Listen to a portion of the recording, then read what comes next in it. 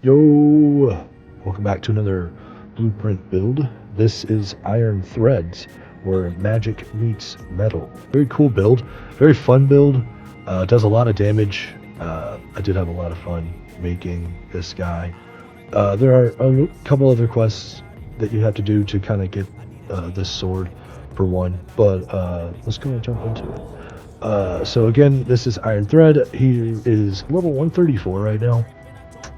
Which is good. There's a lot of room to build for PvPs and for PvE, or you can just leave them. You know, if you just want to keep them as this kind of build.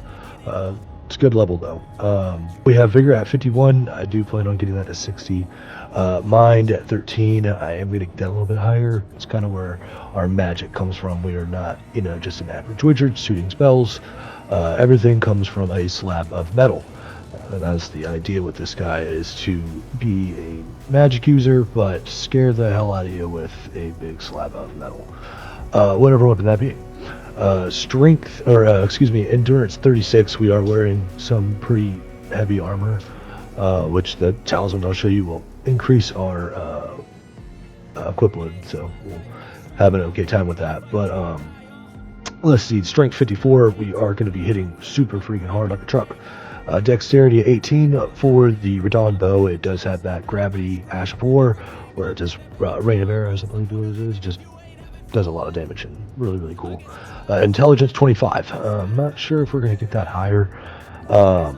There is one sword we have to get like 38 magic, the dark, and yeah, that's just down the road. But Faith 8, Arcane 9. There are a couple items to boost those if we need to use any kind of incantations or things like that. But moving on, the drip is the navy hood. Kind of give it that wizard vibe, and it increases mine by 1, which is pretty cool. Going down, scaled armor, altered. It does not have the cape on it because I wanted it to show the hood, and it does have the blue bottoms, which kind of go with it as well. The scale gauntlets, it looks really nice, and the bull goat greaves to give it more poise. I have 91 poise, which is awesome because we are going to be trading with our Master Wars, especially with the Wolf Assault, that we're going to try and get into as many clusters as we can around corners and blowing bits. Moving on to the talismans, we do have, for right now, just because I'm a lower level, I do need to explore, which I'll show you. I've pretty much completed every boss. I just need to beat the game, I believe, and I have the DLC, which, further down, I do plan to change these down the road, but I did want to show what I have. Raise the stamina speed. We are, obviously we're using colossal weapons, so we need the stamina to come back as soon as possible. Shard of Alexander boosts all the Ash of Wars. We were using a lot of Ash of Wars, so it is definitely needed. Just more poise to tank through attacks. We do need to boost our equip load. It raises our HP and stamina, which is nice.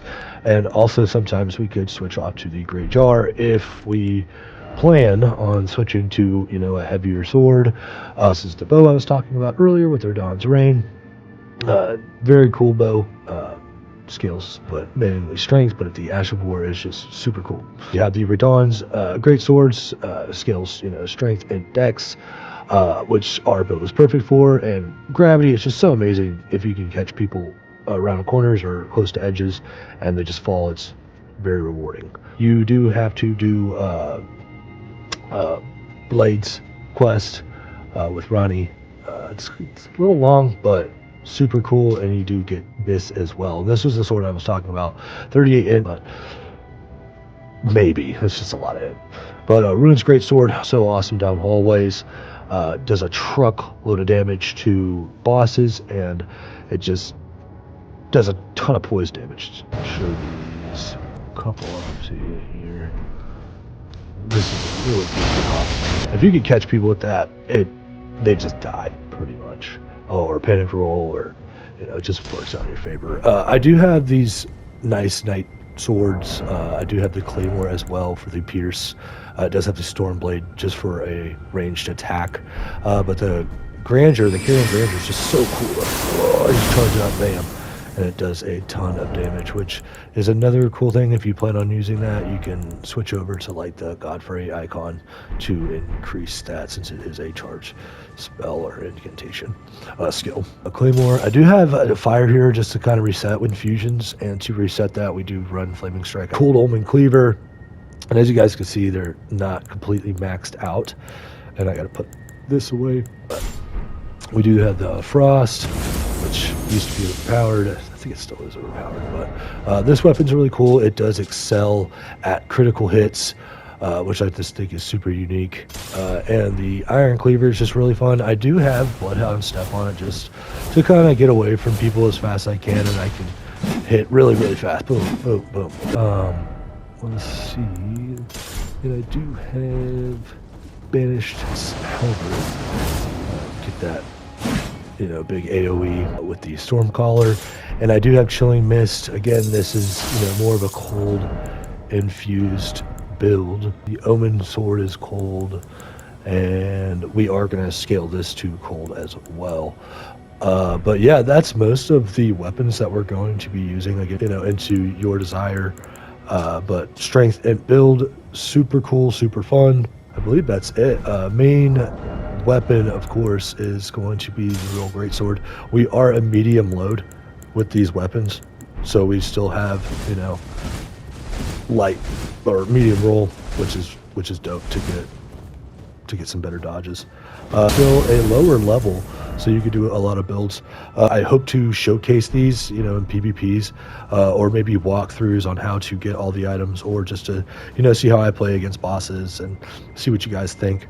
But other than that, have a great day, have a great morning, have a good day, have a good day.